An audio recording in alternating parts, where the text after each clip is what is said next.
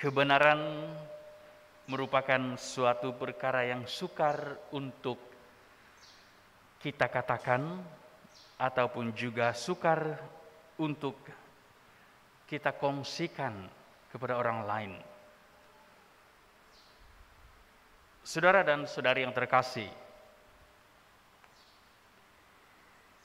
hidup kita selalunya akan tercabar apabila kita mula untuk memperkatakan tentang kebenaran.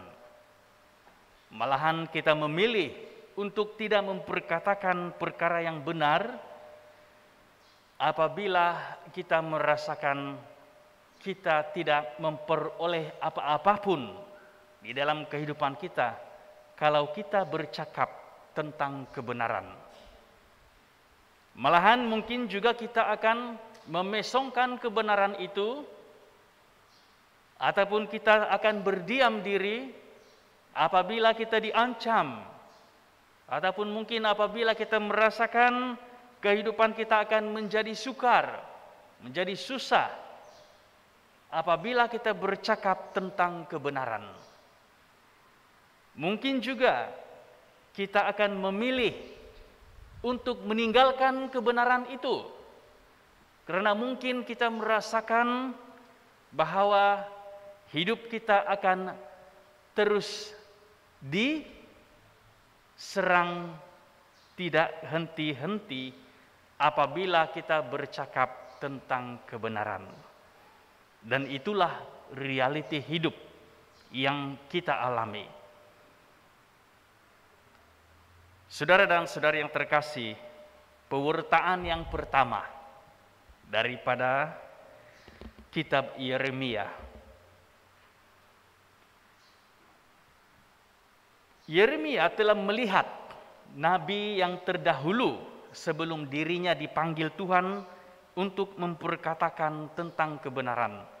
Dan dia menyaksikan apa yang terjadi kepada nabi-nabi yang terdahulu itu apabila mereka bercakap tentang keselamatan, tentang mengubah cara hidup, tentang apa yang dikehendaki oleh Allah. Itulah sebabnya Nabi Yeremia mengatakan, saya tidak pandai berkata-kata, saya ini masih muda, saya tidak mampu untuk mengucapkan perkara-perkara yang harus diucapkan oleh seorang nabi. Karena dia tahu apa yang terjadi kepada nabi-nabi yang terdahulu. Mereka sebagainya ditangkap, diseksa, dibunuh dan sebagainya. Tetapi apa kata Allah kepada Yeremia? Hai Yeremia, katanya, sebelum aku membentuk engkau dalam rahim ibumu, aku sudah mengenal engkau. Dan sebelum engkau dilahirkan, aku telah menguduskan engkau.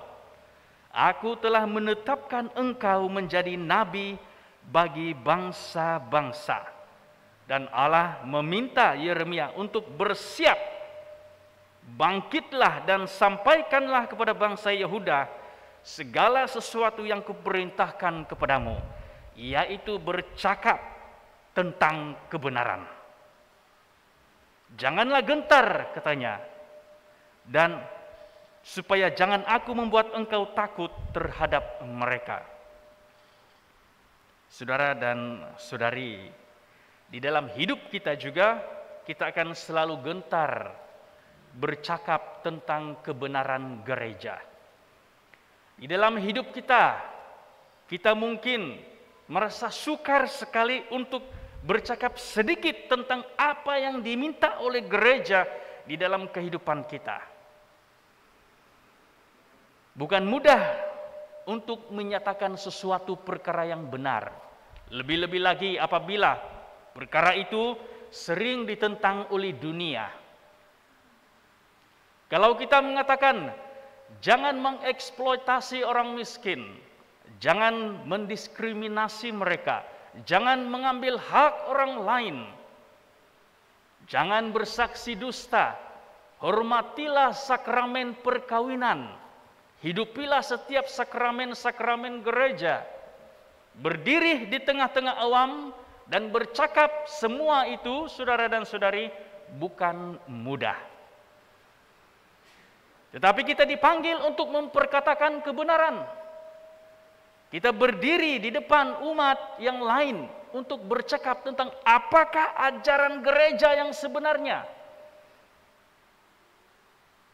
Minggu ini kita merayakan Minggu Katikatikal.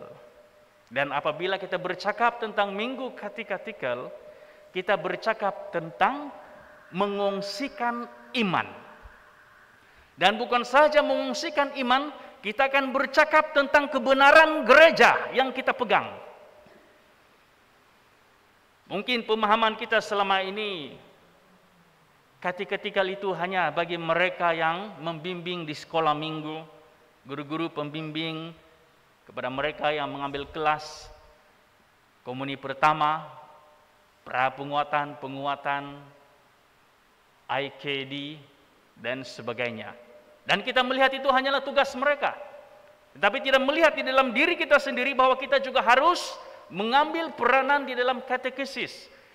Lebih-lebih lagi sebagai katekis yang pertama, guru yang pertama di dalam kehidupan keluarga kita. Bercakaplah tentang kebenaran, saudara dan saudari. Jangan hanya mengharap kepada para katekis, para padri, para pembimbing untuk menyatakan kebenaran kepada anak-anak kamu. Karena itu adalah tanggung jawab utama kita semua.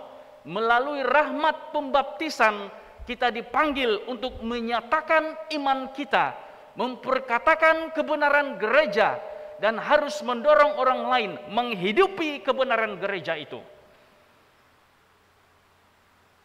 Berdiri seperti ini, saudara dan saudari, di hadapan kamu, bercakap tentang kebenaran juga bukan mudah.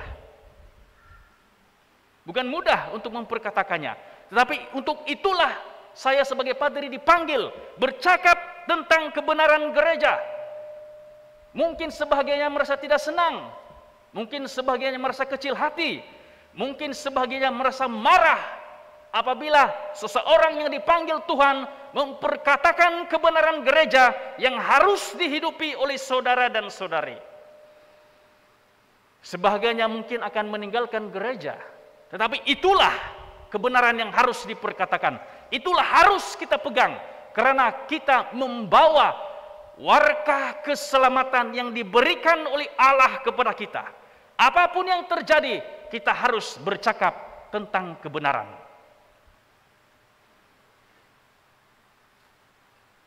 Para pembimbing, para katekis, semua yang bertanggung jawab di dalam membawa iman. Kebenaran merupakan suatu yang bukan saja harus diucapkan dan dikongsikan, tetapi harus dihidupi.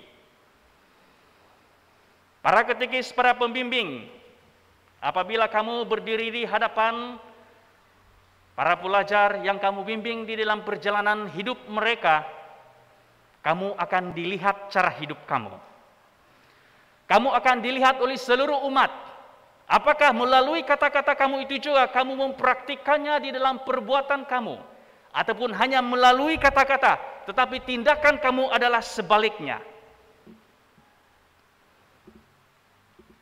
Apabila kamu bercakap di hadapan para pelajar, khusus para pelajar sekolah minggu, kamu memperkatakan perkara ini tidak boleh, jangan buat. Tetapi apabila kembali di dalam kehidupan keluarga, adakah itu juga kamu perkatakan kepada anak-anak kamu? Dan kamu melakukannya di dalam kehidupan kamu sehari-hari.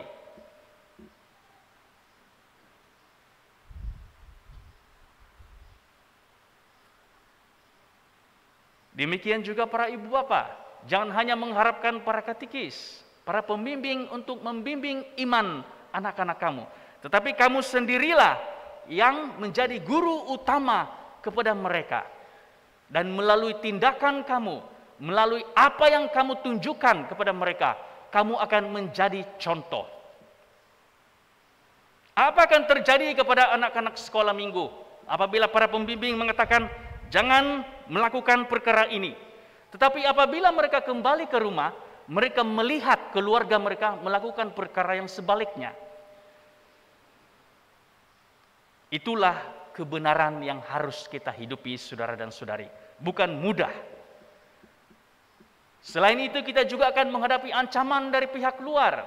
Banyak kata-kata dari luar yang mengatakan gereja ini adalah seperti ini, Katolik melakukan perkara ini dan sebagainya. Tidak mengapa.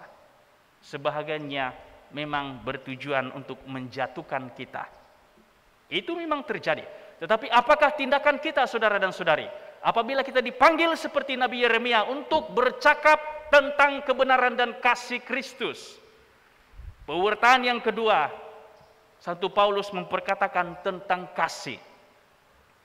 Melalui kasih yang kita miliki, kita akan mampu bercakap tentang kebenaran. Karena kita yakin, kita percaya, dan kita telah menghidupinya di dalam kehidupan kita sehari-hari. Tidak ada kasih di dalam hidup kita secara pribadi, saudara dan saudari, sukar untuk memperkatakan tentang kebenaran. Sebab kita akan menjadi keliru dengan apa yang kita hadapi secara pribadi. Kalau kita merasa diri kita tidak damai, diri kita sukar untuk mengampuni, tidak memaafkan, kita masih lagi mengambil hak orang lain, kita masih lagi bergosip, mahu menjatuhkan, memfitnah orang lain. Jangan mengatakan yang kita ada kasih. Karena kalau kita mempunyai kasih, kita sadar perkara-perkara sedemikian harus kita tinggalkan. Dan kasih itu pelbagai bentuk, saudara dan saudari. Dan kasih yang kita sadar ataupun yang kita miliki melalui Kristus itu adalah kasih tanpa syarat. Apapun yang kita lakukan tidak akan diberikan syarat. Tidak ada imbuhan, tidak ada imbalannya balik kepada diri kita. Kita melakukannya lebih daripada apa yang kita mampu lakukan kalau kita mengharapkan pulangan. Sebab itu di dalam hidup kita, di dalam perjalanan hidup kita, saudara dan saudari, kita harus berani untuk menceritakan keselamatan. Keselamatan yang datang dari Allah. Dan apakah keselamatan itu? Itu adalah kasih dari Allah. Sahutan Mazmur hari ini, mulutku akan menceritakan keselamatan yang datang darimu, ya Tuhan. Kita menyanyikannya bersama-sama. Tetapi adakah kita benar-benar menceritakan keselamatan yang datang dari Allah melalui mulut kita? Atau mulut kita menceritakan perkara-perkara yang menjatuhkan orang lain? Tidak berani menceritakan keselamatan, tidak berani memperkatakan apakah kebenaran gereja, tidak berani untuk berdiri dan mengucapkan bahwa ini adalah iman Katolik yang harus dipertahankan. Sebab itu, saudara dan saudari, kita harus melihat secara pribadi kehidupan kita. Apakah panggilan sebenar untuk kita? Minggu ketika mengajak kita untuk melihat perjalanan iman keluarga kita. Para pembimbing, para katekis, para pelajar, para ibu bapa, seluruh umat beriman. Apakah peranan kita di dalam membangun iman di paroki kita khususnya? Ataupun kita seperti yang kita dengar di dalam pewartaan di dalam pewartaan Injil. Apabila Yesus balik ke tempat asalnya, mereka meminta dia untuk melakukan mukjizat-mukjizat ini dan sebagainya. Dan mereka tidak percaya kepadanya. Dia ini anak Yusuf. Orang yang kita kenal, yang biasa, yang kita lihat sehari-hari. Dia melakukan perkara ini, tidak yakin, tidak percaya. Mungkin di dalam kehidupan kita sukar untuk yakin dengan apa yang kita miliki. Apa yang kita miliki, saudara dan saudari? Yesus sudah berada di dalam kehidupan kita. Tetapi kita tidak mau menyadarinya, kita tidak mampu untuk menceritakan keselamatan yang dibawa oleh Kristus, maka kita juga seperti orang-orang yang diceritakan di dalam pewartaan Injil. Sebahagian di kalangan kita juga melihat pembangunan iman itu hanya semata-mata pembangunan iman. Tetapi harus kita sadari pembangunan iman itu juga harus berjalan bersama di dalam pembangunan fisikal.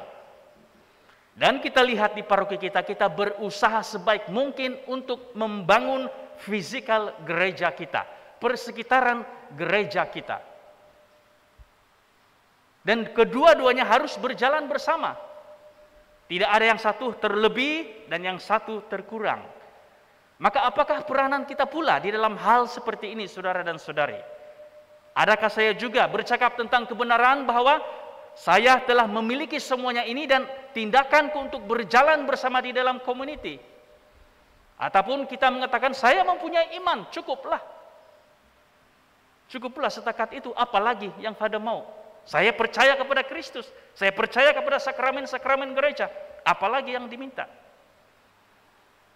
Mungkin kita berpikiran seperti itu, tetapi harus menyadari perjalanan iman bukan hanya seorang diri. Kita harus berjalan bersama. Kita harus melihat apakah peranan yang saya boleh berikan kepada kehidupan seluruh komuniti gereja.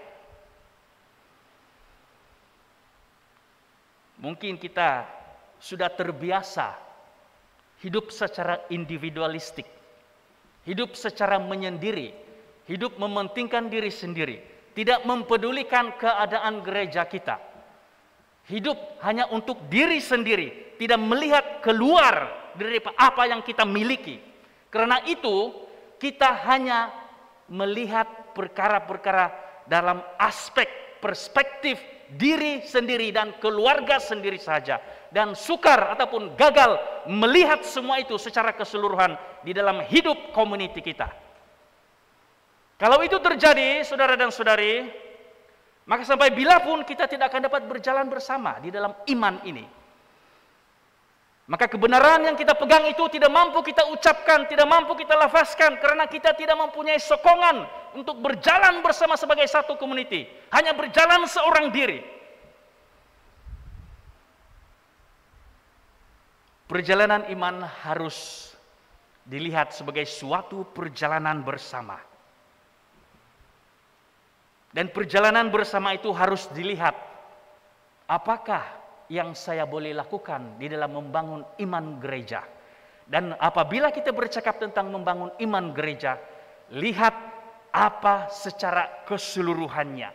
Bukan saja saya datang berdoa, berlutut dan sebagainya, tetapi apakah peranan-peranan saya yang lain yang saya mampu berikan.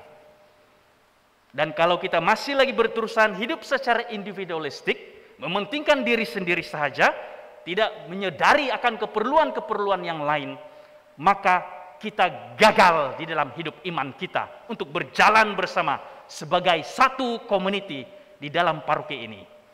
Amin.